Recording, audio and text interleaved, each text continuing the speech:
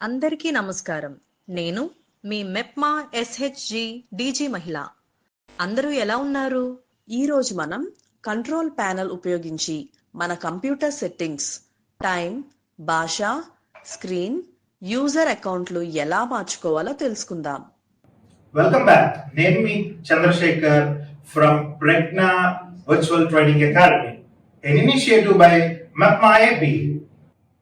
So ఇప్పుడు control panel అంటే ఏంటి, అది ఎందుకు ఇంపార్టెంట్ అంటే, ఎలా అయితే ఫోన్లో మనం ఏమైతే ఆపరేట్ చేసుకుంటామో సెట్టింగ్స్, ఇక్కడ కూడా అవే సెట్టింగ్స్ అవే కంట్రోల్ ప్యానల్ ద్వారా మనం చేసుకుంటాం. ఒక సాఫ్ట్వేర్ ఎక్కించాలన్నా తీయాలన్నా కంట్రోల్ ప్యానలే, ఒక ప్రింటర్ని వాడాలన్నా కంట్రోల్ ప్యానల్లోకి వెళ్ళాలి, ప్రింటర్ డిస్కనెక్ట్ చేయాలన్నా, స్కానర్ని యాడ్ చేయాలన్నా, డ్రైవర్స్ ఎక్కించాలన్నా, నెక్స్ట్ అట్లాగే ఒక రీజన్ సెట్ చేయాలన్నా కంట్రోల్ ప్యానలే, మనకి date and time settings set చేసుకోవాలన్న కంట్రోల్ ప్యానలే. ఇప్పుడు రీజన్ అని అంటే మనకి ఏ రీజన్ కి సంబంధించి, ఇప్పుడు మనకు ఎలాగంటే ఢిల్లీ, ముంబై, కలకత్తా అని ఆప్షన్ చూపిస్తూ ఉంటాం ఇండియన్ రీజన్.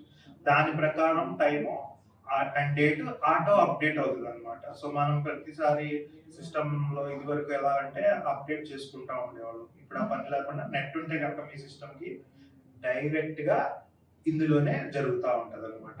నెక్స్ట్ అట్లాగే మనకి కంట్రోల్ ప్యానల్ ద్వారా యూజర్ అకౌంట్స్ క్రియేట్ చేసుకోవచ్చు. అంటే ఇప్పుడు అన్ని పర్మిషన్స్ ఇవ్వకుండా, ఫర్ ఎగ్జాంపుల్ మీరు ఉన్నారు, మీది ఒక బిజినెస్ రన్ చేస్తున్నారు ఎస్హెచ్జిది, ఆ బిజినెస్ కి సంబంధించి మీరు కంప్యూటర్ కొని పెట్టుకున్నారు. సాయంత్రం మీ అబ్బాయి వచ్చాడు, అమ్మా నాకు ప్రాజెక్ట్ వర్క్ కోసం నాకు కంప్యూటర్ కావాలి అని అడిగాడు. సో మీరు ఇది ఇస్తే గబుకమని మీ బిజినెస్ కి సంబంధించిన డాక్యుమెంట్స్ ని పాడు చేసే ఛాన్సెస్ ఉంటాయి. కాబట్టి మీరు యూజర్స్ క్రియేట్ చేసుకొని మీరు మీ పిల్లలకు కూడా ఇచ్చుకోవచ్చు. ఒక అడ్మిన్ అని, గెస్ట్ అని ఉంటాయి అన్నమాట. సో అవన్నీ కూడా మనం ముందు ఎలా చేయాలో చేసి చూపిస్తాం. నెక్స్ట్ అట్లాగే మీకు అది కాకుండా ఇంకా మీరు చూసుకుంటే షార్ట్ కట్ కీస్ ఉంటాయి కంట్రోల్ ప్యానల్ యాక్సెస్ చేయడానికి. కంట్రోల్ ప్యానల్ డైరెక్ట్ గా ఎలా తీయాలి, సెట్టింగ్స్ ని డైరెక్ట్ గా షార్ట్ కట్ ఎలా యాక్సెస్ చేయాలి, క్విక్ గా రావడం కోసం మనం ఇవన్నీ నేర్చుకుంటున్నాం. అలాగే మనం మల్టిపుల్ విండో ఎలా ఆపరేట్ చేయాలి. మల్టిపుల్ విండో ఆపరేట్ చేయడం అంటే ఏంటి, ఇప్పుడు ప్రతిసారి మౌస్ పట్టుకొని ఇక్కడ క్రోమ్ లో ఒక పని నొక్కాలి, నెక్స్ట్ అట్లాగే వర్డ్ లో ఏదో డేటా వస్తుంది, ఆ వర్డ్ లో ఉన్న డేటా చూసి క్రోమ్ లో అప్డేట్ చేస్తూ ఉండాల్సి వస్తుంది. ప్రతిసారి మౌస్ పట్టుకొని ఇక్కడ నొక్కి అక్కడ నొక్కి కీబోర్డ్ మీద నొక్కేదానికన్నా మనం సింపుల్ గా ట్యాబ్ బటన్స్ యూజ్ చేసి విండోస్ ని అటు ఇటు మల్టిపుల్ ట్యాబ్స్ తో వాడుకోవడానికి ఉంటుంది అనమాట. నెక్స్ట్ అట్లాగే మనకి షార్ట్ కట్ తో ఎలా ఆపరేట్ చేయాలి, మౌస్ లేకుండా పూర్తిగా కంప్యూటర్ ఎలా ఆపరేట్ చేయాలనేది కూడా నేర్చుకుంటాం. ఫర్ ఎగ్జాంపుల్, మనకి కంప్యూటర్ వాడేటప్పుడు నువ్వు ఎంత ప్రొఫెషనల్ అని ఎప్పుడు తెలుస్తుంది అని అంటే, మౌస్ పట్టుకొని కదుపుతా ఉంటానంటే వీళ్ళకి బేసిక్ అని తెలుస్తుంది. అలా కాకుండా అసలు మౌస్ ఏం ముట్టుకోకుండా అన్ని షార్ట్ కట్స్ తో నడిపిస్తున్నాం అనుకోండి మనం కంప్యూటర్, మీరే ఎక్స్పర్ట్ లాగా కనబడతారు. మనకి ఎంత వచ్చు అనేది అవతల కనబడదు. మనం ఎలా ఆపరేట్ చేస్తున్నాం దాన్ని బట్టే ఇతను చాలా ఎక్స్పర్ట్, ఈ మహిళ చాలా ఎక్స్పర్ట్ అని డెసిషన్ ఫ్యాక్టర్ అక్కడ ఉంటుంది అనమాట. నెక్స్ట్ అట్లాగే మనకి ఒక సాఫ్ట్వేర్ ని ఎలా క్లోజ్ చేయాలి అంటే, ప్రతిసారి మౌస్ ని పట్టుకొని కొన్నిసార్లు మౌస్ పాడవుతూ ఉంటాయి, దాన్ని అలా కర్సర్ మీద తీసుకెళ్లి ఇంటూ నొక్కేదానికన్నా సింపుల్ గా మనం దాన్ని ఎలా క్లోజ్ చేయాలి అంటే ఆల్ట్ F4 అనే బటన్ యూజ్ చేసి క్లోజ్ చేస్తాము. నెక్స్ట్ అట్లాగే మనం ఇంకా చూసుకుంటే స్క్రోల్ బార్ ఇప్పుడు మనకి కనిపించట్లేదు, చిన్నగా అనిపిస్తుంది. ఆ చిన్నగా అనిపించేటప్పుడు మనం ఏం చేయొచ్చు అంటే సైజ్ పెద్దగా పెంచవచ్చు. సాధారణంగా మీకోసం నేను ముందుగానే చేసి ఉంచాను. సో ఈ ఐకాన్స్ అన్ని మీకు పెద్ద పెద్దగా కనిపిస్తున్నాయి, చూసారా? యాక్చువల్ గా దీని పరిమాణం చిన్నగా ఉంటది కంప్యూటర్. నెక్స్ట్ అట్లాగే ఇవి ఎలా చేయొచ్చో కూడా మనం నేర్చుకుందాం. ఇంతే కాకుండా స్క్రీన్ రెజల్యూషన్ అని ఒకటి ఉంటుంది. మనకి కంప్యూటర్ అంటే ఫోటోలు, వీడియోలు అని అనుకుంటాం, కానీ మనకి స్క్రీన్ రిజల్యూషన్ లో ఎలా ఉంటది అని అంటే, మనం స్క్రీన్ రిజల్యూషన్ పెంచే కొద్దీ క్లారిటీ పెరుగుద్ది, అక్షరాల యొక్క స్పష్టత కనబడతా ఉంటది. మన కంప్యూటర్ కొత్తదా పాతదా అనే దాన్ని బట్టి, ఎంత రేటు అనే దాన్ని బట్టి స్క్రీన్ రిజల్యూషన్ కూడా పెంచి తగ్గించుకుంటూ ఉంటుంటే మనకి మరింత మెరుగైన ఫలితాలు అనేవి వస్తూ ఉంటాయి. సో ఇప్పుడు ఇవన్నీ కూడా చేసేద్దామా, ఎలా చేయాలో నేర్చుకుందామా? సో మొదలు పెడదాం. సో ఫస్ట్ నేను కంప్యూటర్లోకి వెళ్ళి డేట్ అండ్ టైం ఎలా మార్చాలో చూద్దాం. Okay, so date and time సహజంగా మనం ఇక్కడ చూస్తే వస్తుంది. ఈ చివర కుడివైపు డేట్ అండ్ టైము, ఈ చివర మనకి కుడివైపు వస్తుంది. మీరు దాని మీద క్లిక్ చేస్తే ఇవాళ డేట్ ఏంటి, టైం ఏంటి అనేది కూడా, రేపు క్యాలెండర్ కదా, సహజంగా మనం కొట్టుల్లో ఏం చేస్తాం, ఒక క్యాలెండర్ తీసుకొని గోడకు పెట్టుకుంటాం, ఈ రోజు డేట్న ఈ ఆర్డర్ ఉంది, ఈ రోజు డేట్న ఈ ఆర్డర్ ఉందని. అలా కాకుండా డైరెక్ట్ గా మనం ఇక్కడ క్లిక్ చేసుకుంటే గనక మనకి ఒక క్యాలెండర్ ఓపెన్ అవుతుంది డేట్ అండ్ టైంలో. ఈ క్యాలెండర్ లో మనం ఒక ఈవెంట్స్ కానీ రిమైండర్స్ కానీ ఏమైనా యాడ్ చేసుకోవాలంటే చేసుకోవచ్చు. మనకు అది చూపిస్తుంది, 12ంటికి పలానా వాళ్ళు వస్తారు, పలానా సరుకు ఇవ్వాలి అని చూసుకునే విధానం ఉంటుంది. నెక్స్ట్ అట్లాగే మీరు భవిష్యత్తు డేట్ కి క్లిక్ చేయండి. ఇప్పుడు ఇవాళ ఒక డేట్ ఉంది, భవిష్యత్తులో ఉన్న డేట్ ని కనుక మనం క్లిక్ చేసిన అక్కడ కూడా యాడ్ ఈవెంట్ అనే ఆప్షన్ లో మనం టైప్ చేసుకుంటే ఈ కింద మొత్తం కూడా పడతా ఉంటుంది. ఓకే, సో 26వ తారీఖు మీద క్లిక్ చేశాను నేను. ఇప్పుడు చేయగానే ఇది రేపటి రోజు, ఇక్కడ చూడండి ఈవెంట్స్ అని ఉంది, అక్కడ క్లిక్ చేసి 5 కేజీలు పచ్చళ్ళు కొనడానికి వస్తున్నారు పికిల్స్ టు రమేష్. ఏ టైంలో వస్తారు? 1 గంటకు వస్తారు. క్లిక్ చేసాం, 1 గంట నుంచి 2ంటిలోకి వస్తారు అని అక్కడ పెట్టాం. లొకేషన్ మనకేంటంటే ఇప్పుడు మనమే పంపించాలనుకోండి పికిల్స్, ఆ లొకేషన్ రాసుకుంటాం, వాళ్ళు వస్తారనుకుంటే అది రాసుకుంటాం. సో ఇట్లాగా సేవ్ చేసుకుంటాం. మీకు ఆటోమేటిక్ గా ఏమవుతుందనంటే ఇవాళ డేట్ లోకి వెళ్ళగానే, ఫర్ ఎగ్జాంపుల్ ఇవాళ నోట్ చేసేసాం, రేపు ఆటోమేటిక్ గా డేట్ అండ్ టైం మీద కొట్టగానే ఇలాంటి ఆప్షన్స్ అన్ని కనబడతాయి. మీకు గుర్తు చేస్తా ఉంటుంది కంప్యూటర్, ఈ డేట్ లో నువ్వు పలానా వాళ్ళ పెళ్లికి వెళ్ళాలి, లేదంటే పలానా డ్వాక్రా అమౌంట్ కట్టాలి, ఇంత కట్టాలి. లీడర్స్ ఉంటారు, SHG లీడర్స్, వాళ్ళు ఈ డేట్ ని ఇస్తా అన్నారు అనేవి కూడా ఉంటాయి. మీకు అలాంటివి కూడా యాడ్ చేసుకోవచ్చు ఇందులో. నెక్స్ట్ అట్లాగే డేట్ అండ్ టైం ని మార్చాలి అని అనుకుంటే గనక మీరు ఏం చేయాలనంటే కంట్రోల్ ప్యానల్ లోకి వెళ్ళాలి. సో కంట్రోల్ ప్యానల్ లోకి వెళ్ళినప్పుడు మనకి డేట్ అండ్ టైం అనేది కనబడుతుంది. సో కంట్రోల్ ప్యానల్ లోకి ఎలా వెళ్తాం? డైరెక్ట్ గా సెర్చ్ లో కంట్రోల్ ప్యానల్ అని టైప్ చేసుకొని మనం ఎంటర్ నొక్కుంటే కంట్రోల్ ప్యానల్ లోకి వెళ్తాము. ఇక్కడ డేట్ అండ్ టైం అనేవి కనిపిస్తా ఉంటాయి. మీ OS ని బట్టండి, విండోస్ 7 వాడుతున్నారా, 8 వాడుతున్నారా, 8.1 వాడుతున్నారా, 10 వాడుతున్నారా, 11 వాడుతున్నారా అనే దాన్ని బట్టి కొంచెం అటు ఇటుగా ఉంటాయి ఆప్షన్స్. కానీ సెర్చ్ లో ఏదైనా ఒకటే. సెర్చ్ లో డైరెక్ట్ గా కొడితే కంట్రోల్ ప్యానల్ వస్తుంది, డైరెక్ట్ గా డేట్ అండ్ టైం వస్తుంది. సో ఇక్కడ డేట్ అండ్ టైం అనే ఆప్షన్ ఉంది, చూసి దాన్ని క్లిక్ చేయండి. క్లిక్ చేయగానే మనకి ఇవాళ డేట్, ఇవాళ టైం అన్ని చూపిస్తూ ఉంది. ఈ చూపించే దాంట్లో జోన్ అని ఉంటది, టైం జోన్ అని.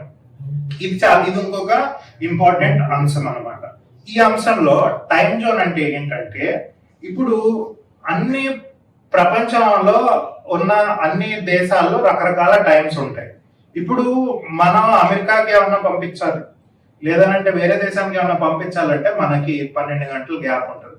లేదు మనమే అమెరికాలోనో ఎక్కడో ఉన్నాం, అప్పుడు కంప్యూటర్ వాడాము అని అంటే ఇక్కడ ఈ రీజన్ చేంజ్ టైం జోన్ అని ఉంది చూసారా, దాని మీద క్లిక్ చేసుకొని ప్రపంచంలో ఎక్కడున్నా అక్కడ క్లిక్ చేసుకుంటే, ఇక్కడ డౌన్ ఆరో క్లిక్ చేసుకుంటే అవన్నీ లిస్ట్ కనబడతా ఉంటాయి.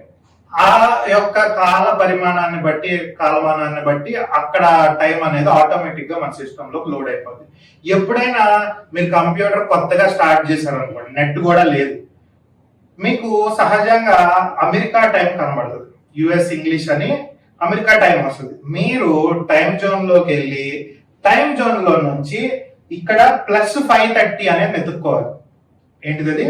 +5:30 అని ఎత్తుక్కుంటే చెన్నై, కలకత్తా, ముంబై, న్యూఢిల్లీ అనేవి కనిపిస్తూ ఉంటాయి మనకి. దాని మీద క్లిక్ చేస్తే మన ఇండియన్ టైమింగ్ వస్తుంది అనమాట. ఎందుకు డిఫాల్ట్ గా ఉండదు మన ఇండియన్ టైమింగ్ అని అంటే, కొత్తగా స్టార్ట్ చేసిన కంప్యూటర్ కి అమెరికా సాఫ్ట్వేర్ కాబట్టి మనం వాడేది విండోస్ అనేది అట్లా మ్యానుఫ్యాక్చర్ అయి వచ్చింది. మనకి నెట్ ఉంటే ఆటోమేటిక్ గా టైం అనేది దాని అంతట అదే అప్డేట్ అయిపోద్ది. మన వాచ్ లో బ్యాటరీ ఎలా ఉంటుందో అలాంటి బ్యాటరీ కంప్యూటర్ లో ఉంటది అనమాట.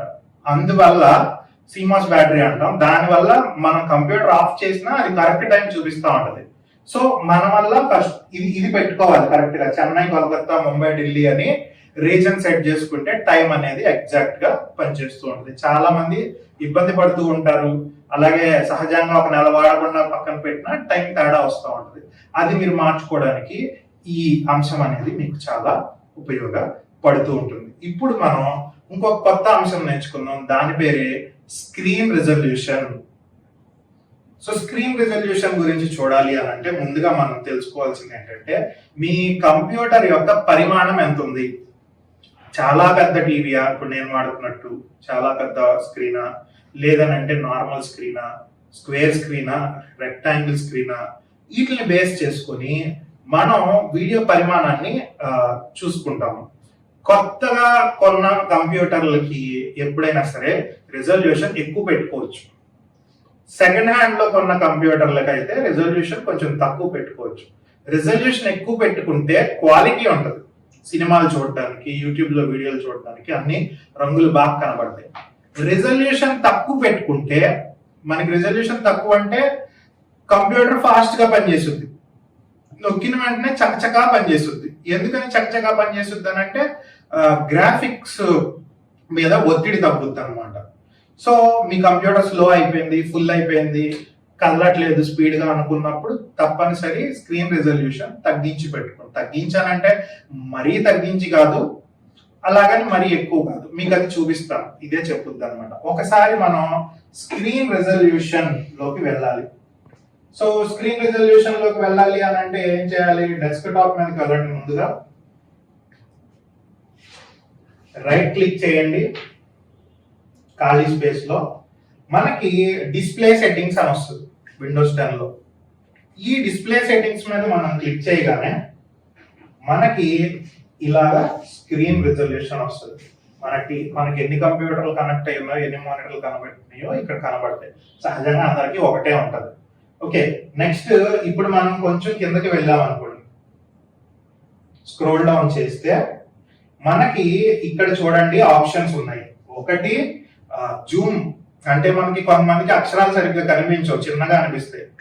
కళ్ళజోడు పెట్టుకుంటే గానీ చూడలేని పొజిషన్ లో ఉంది, లేదా కళ్ళు బాగా లాగేస్తాయి అనుకుంటే ఇక్కడ ఈ 150% ని 200% చేసుకొని మొత్తం కూడా టెక్స్ట్ అదంతా 175% చేసుకొని పెద్దగా వచ్చేటట్టు అక్షరాలన్నీ చేసుకోవచ్చు. ఇదొక సులభమైన మార్గం. చూడండి, ఇందాకటికి ఇప్పటికి బాగా పెద్దగా కనబడుతుంది స్క్రీన్, నాకు అక్షరాలన్నీ పెరిగాయి అన్నమాట. అలాగే రిజల్యూషన్, ఇప్పుడు మనం ఇందాక మాట్లాడుకున్న రిజల్యూషన్ లోకి వచ్చాం. ఇది కూడా మనకు సరిపోకపోతుంటే మనం ఇక్కడ రికమెండెడ్ అనే సిస్టమ్ కి సంబంధించి అదే ఇచ్చేస్తుందండి. మీ సిస్టమ్ కి సంబంధించి, మీ మానిటర్ కి సంబంధించి రికమెండెడ్ రిజల్యూషన్ లో పెట్టుకుంటే హై క్వాలిటీ వస్తుంది.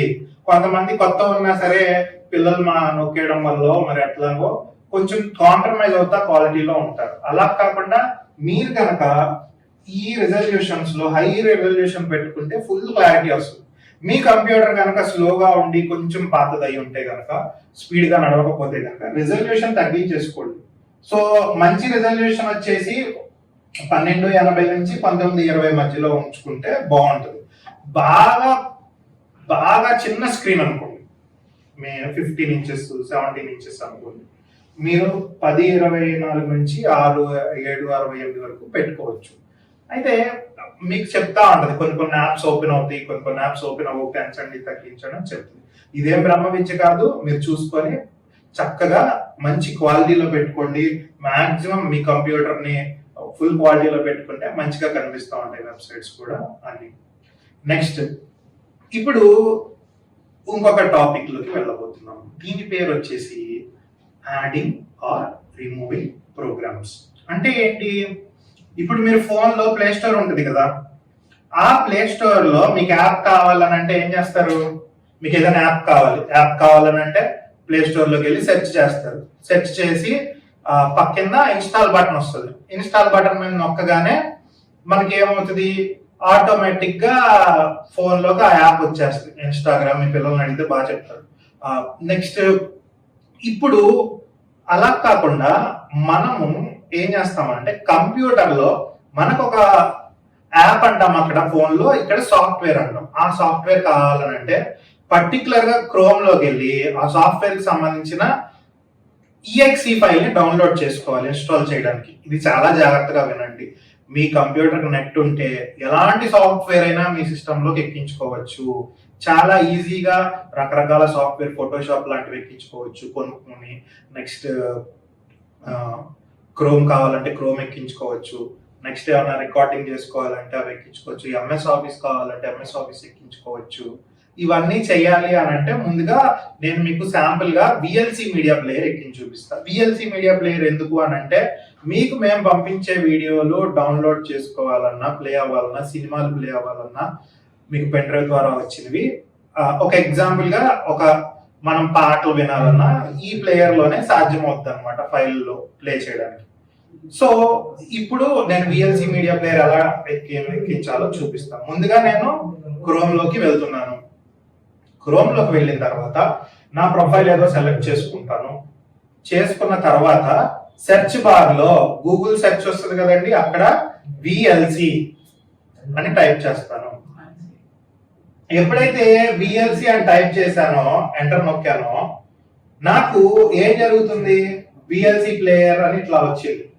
సో నేను కిందకి దిగి కొన్ని ఉంటాయి స్పాన్సర్డ్, అవి కాదు, ఒరిజినల్ వెబ్సైట్ ఏది ఉందో చూసారా, వీడియో ల్యాన్ అని, ఆ ఒరిజినల్ వెబ్సైట్ చూసుకొని క్లిక్ చేయాలి. So download VLC for Windows అని వచ్చింది, మళ్ళీ డౌన్లోడ్ అని వచ్చింది. క్లిక్ చేయగానే కొంచెం సేపు సమయం తీసుకొని మనకి లోడ్ అవుతుంది అనమాట. వస్తే వెళ్ళండి, రాకపోతే ఇంకొకసారి మొత్తం అని అడుగుతుంది. చూడండి ఇక్కడ క్రోమ్ లో ఒక డౌన్లోడ్ బటన్ వచ్చి గిరా గిరా తిరుగుతా ఉంది. ఈ డౌన్లోడ్ బటన్ పూర్తవగానే దాని మీద మనం డబుల్ క్లిక్ చేసాము అని అంటే ఎక్కించమంటావా వద్దా అని అడుగుతా ఉంటుంది. ఏం చెప్తాం మనం ఇక్కడ, ఎస్, ఓకే. ఇంకేదొచ్చినా సరే ఓకే నెక్స్ట్ నొక్కుంటా ఇన్స్టాల్ వెళ్ళిపోవడమే సింపుల్ గా.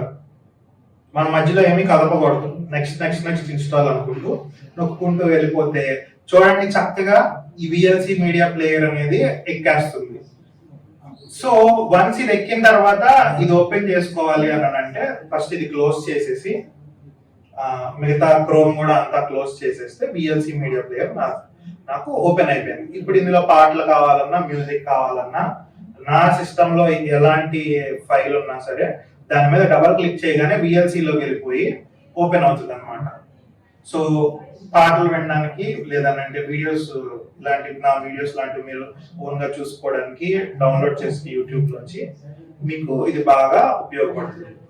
ఓకే, ఒక ప్రోగ్రామ్ ని ఎలా ఇన్స్టాల్ చేయాలో ఇప్పుడు మీరు చూసారు. ఇప్పుడు మీ సిస్టమ్ బాగా ఫుల్ అయిపోయిందండి. ఈ ఫుల్ అయిపోయిన సిస్టమ్ లో సాఫ్ట్వేర్ ని తీసేయాలి. ఇప్పుడు ఎలా అయితే ఎక్కించామో అదే విధంగా తీయాలి కదా. సో ఇప్పుడు అది తీయడం ఎలాగా అనేది కనుక మనం చూసుకుంటే కంట్రోల్ ప్యానల్ ఉపయోగపడుతుంది ఇక్కడ మనకి. సో కంట్రోల్ ప్యానల్ ఉపయోగపడుతుంది కాబట్టి మనం ఎలా చూసుకుంటాము, ఇప్పుడు నేను కంట్రోల్ ప్యానల్ లోకి వెళ్తున్నాను. సో రిమూవింగ్ ప్రోగ్రామ్ టాపిక్ పేరు. కంట్రోల్ ప్యానల్ లోకి వెళ్ళిన తర్వాత ఇక్కడ యాడ్ ఆర్ రిమూవ్ ప్రోగ్రామ్ అనే ఒక బటన్ ఉంటుంది చూడండి. యాడ్ ఆర్ రిమూవ్ ప్రోగ్రామ్ లో చాలా ఆప్షన్స్ ఉంటాయి, అందులో జాగ్రత్తగా నెత్తకండి. యాడ్ ఆర్ రిమూవ్ ప్రోగ్రామ్ లేదా ప్రోగ్రామ్స్ అండ్ ఫీచర్స్ అని ఉంది. వర్షన్ బట్టి మారుతూ ఉంటుంది ఆప్షన్. సో ఇక్కడ లిస్ట్ ఆఫ్ ప్రోగ్రామ్స్ ఏమేమి ఉన్నాయో సిస్టమ్ లో ఇన్స్టాల్ అయిన అన్ని కనబడతా ఉంటాయి. వాటి యొక్క సైజు కూడా ఉంటది, ఇది ఎక్కడ ఇన్స్టాల్ అయింది ఏంటి ఇవన్నీ కూడా కనిపిస్తూ ఉంటాయి మనకి ఇక్కడ. ఇప్పుడు మనం ఏం చేయాలి అని అంటే సింపుల్ గా నేను ఏదైతే విఎల్సి ఎక్కించానో ఆ విఎల్సి ఎక్కడుందో నెత్తుక్కొని వి ఆల్ఫాబెటికల్ ఆర్డర్ లో లాస్ట్ లో ఉంటది కాబట్టి ఆఖరిగా కిందకి వెళ్ళిపోతే నాకు విఎల్సి మీడియా ప్లేయర్ అనేది కనిపించింది. దీని మీద క్లిక్ చేసి ఇక్కడ అన్ఇన్స్టాల్ అనే ఒక ఆప్షన్ ఉంటది, దీని మీద క్లిక్ చేసి ఎస్ తీసేయి అని క్లిక్ చేయగానే మళ్ళీ ఇందాకలాగే అడుగుద్ది. నెక్స్ట్ ఓకే నొక్కేసుకుంటూ వెళ్ళిపోవడమే. అన్ఇన్స్టాల్ నొక్కేసి వెళ్ళిపోతే ఇప్పుడు నేను ఏదైతే సాఫ్ట్వేర్ ఎక్కించానో ఆ సాఫ్ట్వేర్ పోయింది. సో ఇట్లాగా ఈ ఒక్క సాఫ్ట్వేర్ నేను ఎగ్జాంపుల్ చూపించాను. ప్రతి సాఫ్ట్వేర్ మీరు ఎక్కించుకోవచ్చు. మీ సిస్టంలో ఎంఎస్ ఆఫీస్ కావాలన్నా ఎక్కించుకోవచ్చు. కొనుక్కునే సాఫ్ట్వేర్లు ఉంటాయి, ఫ్రీ సాఫ్ట్వేర్లు ఉంటాయి.